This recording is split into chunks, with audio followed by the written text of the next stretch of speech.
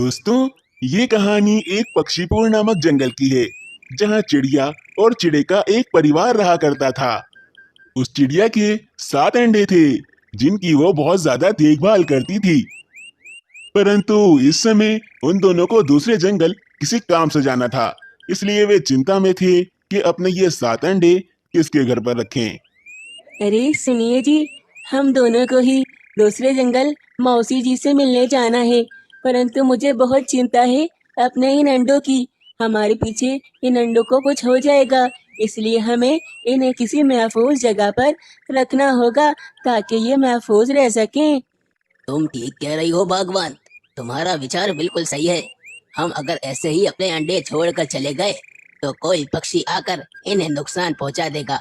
इसीलिए हमें किसी ईमानदार और अच्छे पक्षी के घर अपने ये अंडे रखवाने होंगे ताकि ये महफूज रह सकें। अरे परंतु हम अपने ये अंडे ऐसे किस पक्षी के घर पर रखवाएंगे? क्या आप किसी बहुत ही ज्यादा अच्छे और ईमानदार पक्षी को जानते हैं? अरे हाँ भगवान, मैं ऐसे एक पक्षी को जानता हूँ। वे अपने जंगल में मीनू चिड़िया है ना, वे सबसे ज्यादा ईमानदार और अच्छी पक्षी है। उसने कभी भी किसी के साथ बुरा नहीं किया। जी, आप ठीक कह रहे हैं। अगर वे इतनी ही ज्यादा ईमानदार है तो हम अपने ये 7 के 7 अंडे उसके घर पर रखवा देते हैं और उससे कहते हैं जब तक हम नहीं आए वे थोड़ी देखभाल कर ले हमारे अंडों की। तुम्हारा विचार बिल्कुल ठीक है। हम अपने ये 7 के 7 अंडे मीनू चिड़िया के घर पर रख देते हैं और उससे ऐसा ही कहेंगे जैसा तुमने कहा है। चलो तैयारी कर लो। फिर क्या था, वे दोनों चिड़िया और चिड़ा तैयारी करने के बाद फौरन से अपने 7 के 7 अंडे लेकर मीनू चिड़िया के घर पर पहुंच जाते हैं। अरे मीनू चिड़िया, कैसी हो? दरअसल हम थोड़े परेशान हैं। हम दोनों को ही दूसरे जंगल इसकी मौसी के घर जाना है, परंतु हम थोड़ी चिंता में हैं कि हमारे पीछे हमारे ये अंडे महफूज रहेंगे या फिर नहीं। इसीलिए हमने सोचा कि अपने जंगल में सबसे ज्यादा ईमानदार पक्षी के घर अपने ये अंडे महफूज रख दें। अच्छा, तो आप ये चाहते हैं कि आप दूसरे जंगल जाएं तो आपके पीछे आपके अंडे महफूज रहें, बस इतना ही ना? हाँ मीनू चिड़िया, तुमने बिल्कुल ठीक समझा। हम दोनों ऐसा ही चाहते हैं। तो फिर आप दोनों चिंता क्यों कर रहे हैं? मैं हूँ ना यहाँ पर। मैं आपके इन 7 के 7 अंडों का बहुत ध्यान रखूंगी और इन्हें कुछ भी नहीं होने दूंगी। आप बेफिक्र होकर दूसरे जंगल जाइए और अपना काम कर कर वापस आ जाइए। वे दोनों चिड़िया और चिड़ा मीनू चिड़िया की ये बात सुनकर बहुत खुश होते हैं। फिर क्या था, वे दोनों चिड़िया और चिड़ा अपनी मौसी से मिलने अगले दिन ही दूसरे जंगल के लिए निकल जाते हैं और अपने 7 अंडों को मीनू चिड़िया के घर पर छोड़ देते हैं।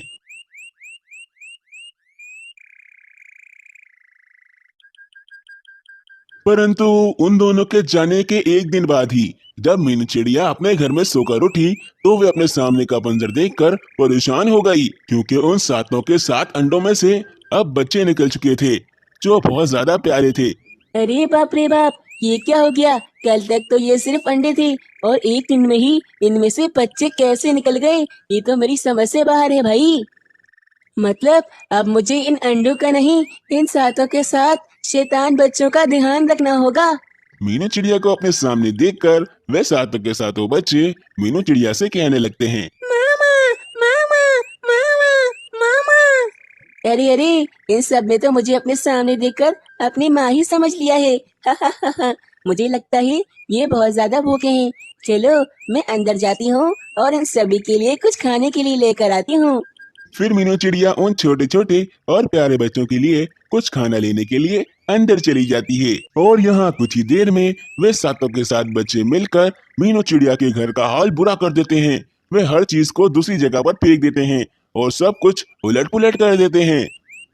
मीनू चिड़िया अंदर से उन बच्चों के लिए कुछ खाने के लिए लेकर आती है, परंतु वे अपने घर को ऐसे उल्टा पुल्टा और बिगड़ा हुआ देखकर सोचती है, अरे बाप रे बाप, ये बच्चे हैं या आफत? अभी तो ये इतने छोटे छोटे हैं तो इन्होंने हमारा ये हाल कर दिया है।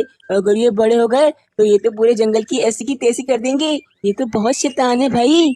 इससे पहले कि ये मेरे घर की और ज्यादा हालत खराब करें, मैं उन्हें ये कुछ खाने के लिए दे देती हूँ, फिर ये सब शांत हो जाएंगे। मीनू चिड़िया सोच रही थी खाना खाकर ये तमाम बच्चे शांत हो जाएंगे, इसीलिए उसने उन बच्चों को खाना दे दिया। अपने सामने खाना देखते ही वे तमाम के तमाम बच्चे खाने पे झपट पड़े और देखते ही देखते सारा खाना खाने लगे।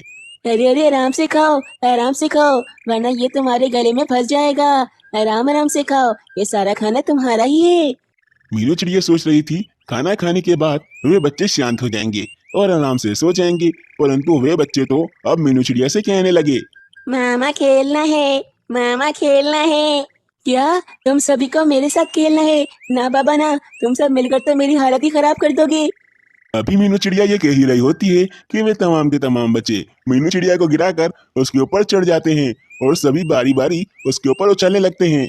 मीनू चिड़िया की तो हालत ही खराब हो गई थी। अरे बाप रे, ये बच्चे कितने ज्यादा शैतान हैं। ये तो पूरी आफत है आफत। ये तो मेरी हालत ही खराब कर देंगे। ना जाने इनके माता पिता कब आएंगे और इन्हें अपने घर लेकर कब जाएंगे।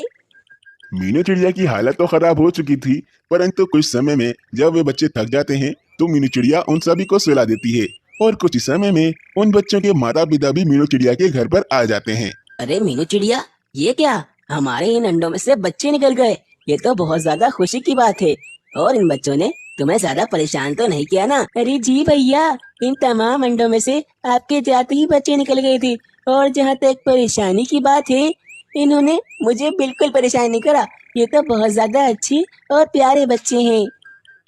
मीनू चिड़िया उन दोनों माता पिता को खुश करने के लिए झूठ झूठ कह देती है और उसके बाद वे दोनों अपने साथों के साथ बच्चों को लेकर अपने घर पर चले जाते हैं और मीनू चिड़िया का बहुत शुक्रिया करते हैं।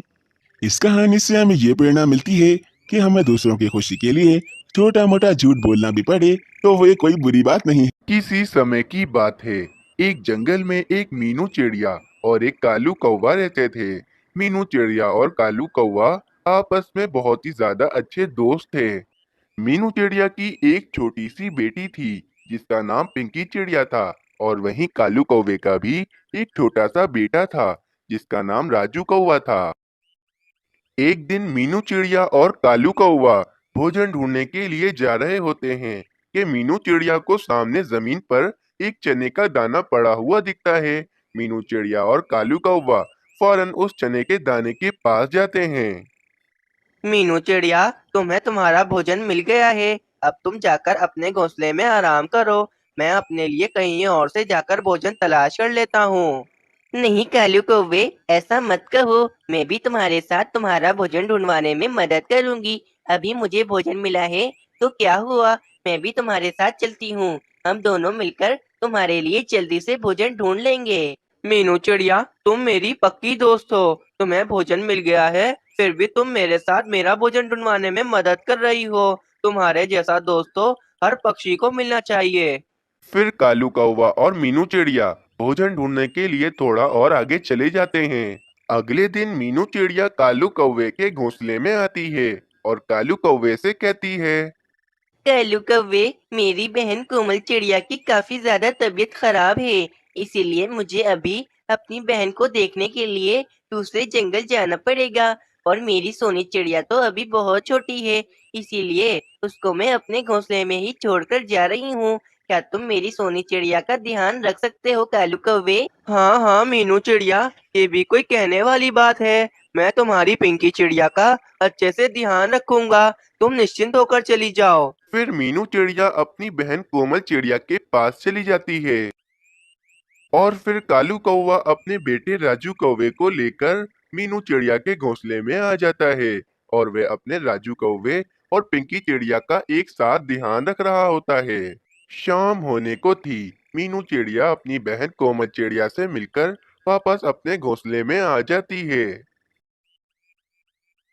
कालू कौवे, तुम्हारा बहुत बहुत शुक्रिया कि तुमने मेरी पिंकी चिड़िया का ध्यान रखा। मीनू चिड़िया, इसमें शुक्रिया कहने वाली कौन सी बात है? तुम मेरी इतनी अच्छी दोस्त हो तो फिर मैं तुम्हारी मदद क्यों नहीं करता आखिर। अगली सुबह हो जाती है। कालू कौवा राजू कौवे को लेकर मीनू चिड़िया के घोंसले में आता है और वे मीनू चिड़िया से कहता है, मीनू चिड़िया, मुझे अभी किसी जरूरी काम से बाहर जाना पड़ रहा है। क्या तुम मेरे राजू कौवे का ध्यान रख सकती हो? हाँ कालू कौवे, क्यों नहीं, मैं तुम्हारे राजू कौवे का ध्यान जरूर रखूंगी। कल तुमने भी तो मेरी पिंकी चिड़िया का कितने अच्छे से ध्यान रखा था। तो फिर मेरा भी तो फर्ज बनता है कि मैं भी तुम्हारी मदद करूं। मीनू चिड़िया, मेरा राजू कौवा अभी बहुत छोटा है, इसीलिए तुम इसका ध्यान अच्छे से रखना। हाँ केलू कौवे, तुम निश्चिंत होकर चले जाओ, मैं तुम्हारे राजू कौवे का अच्छे से ध्यान रखूंगी। मीनू चिड़िया की ये बात सुनकर कालू कौवा निश्चिंत होकर अपने काम के लिए निकल जाता है। जंगल में हवाएं चलने लगती हैं, जिसके कारण मीनू चिड़िया के घोंसले में जो भोजन रखा हुआ होता है वे वहां से उड़कर जमीन पर गिर जाता है। हाय रे, मेरा भोजन इन हवाओं की वजह से जमीन पर गिर गया है। अब मुझे ये भोजन उठाने के लिए जमीन पर जाना पड़ेगा। देखो पिंकी चिड़िया, राजू कौवे, मैं अभी भोजन उठाने के लिए जमीन पर जा रही हूँ।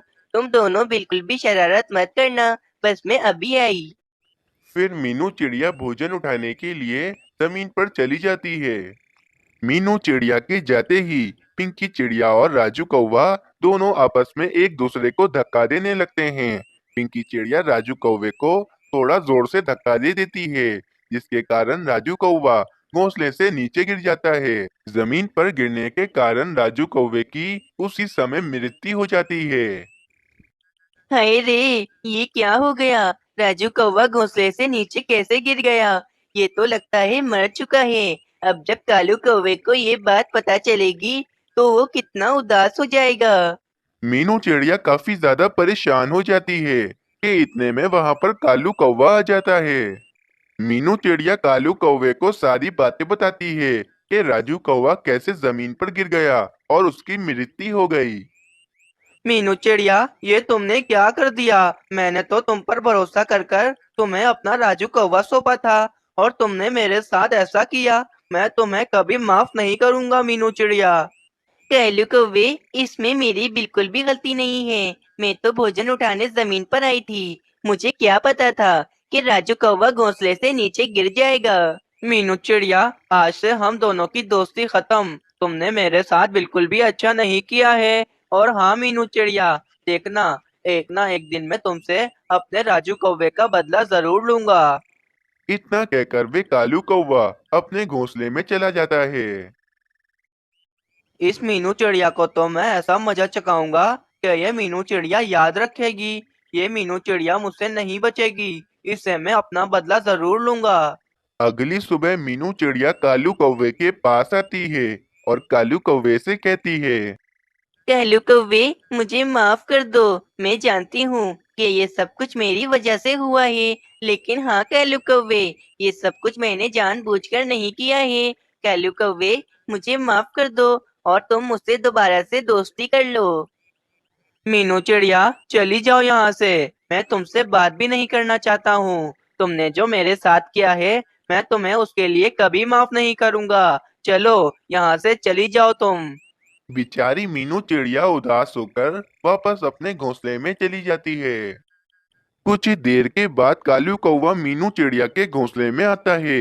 कालू कौवा देखता है कि मीनू चिड़िया अपने घोंसले में नहीं होती है। कालू कौवा इसी बात का फायदा उठाता है और वे मीनू चिड़िया का घोंसला उठाकर जमीन पर फेंक देता है। जमीन पर गिरने के कारण पिंकी चिड़िया की उसी समय मृत्यु हो जाती है। अब जाकर मेरे दिल को शांति मिली है। मैंने मीनू चिड़िया से अपना बदला ले लिया है। मैंने मीनू चिड़िया की पिंकी चिड़िया की जान ले ली है। अब देखना, मीनू चिड़िया को पता चलेगा कि उसने मेरे साथ कितना गलत किया था। उसी समय वहां पर मीनू चिड़िया भी आ जाती है।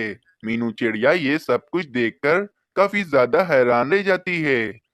कैलू कौवे, ये तुमने क्या किया? तुमने मेरी पिंकी चिड़िया की जान ले ली। मैं तुम्हें कभी माफ नहीं करूंगी कैलू कौवे। मीनू चिड़िया, तुमने भी तो मेरे साथ यही कुछ किया था ना, तो फिर मैंने भी तुमसे अपना बदला ले लिया है।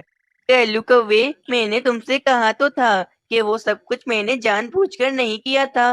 वो सब कुछ अनजाने में हुआ था। लेकिन तुमने मेरी पिंकी चिड़िया की जान लेकर बिल्कुल भी अच्छा नहीं किया है। अब तुम जो भी कहो मीनू चिड़िया, मुझे जो करना था वो मैंने कर दिया। चलो, अब मैं चलता हूँ अपने घोंसले में। फिर ऐसे ही कुछ महीने बीत जाते। मीनू चिड़िया और कालू कौवे को एक एक अंडा हुआ था। रानी, तुमने देखा ना कि इस मीनू चिड़िया को भी अंडा हुआ है। इस मीनू चिड़िया ने हमारे राजू कौवे को मारा था। अब तुम देखना, जब मीनू चिड़िया के इस अंडे में से कोई नई चिड़िया निकलेगी तो मैं उसकी भी जान ले लूंगा। हाँ कैलू जी, इस मीनू चिड़िया को तो मैं कभी माफ नहीं करूंगी। इस मीनू चिड़िया ने मेरे राजू कौवे की जान ली है। कुछ ही दिनों के बाद कालू कौवे और रानी कौवे के अंडे में से एक छोटा सा कौवा निकलता है और मीनू चिड़िया के अंडे में से एक सुंदर सी चिड़िया निकलती है। कालू कौवा और मीनू चिड़िया दोनों ही काफी ज्यादा खुश होते हैं।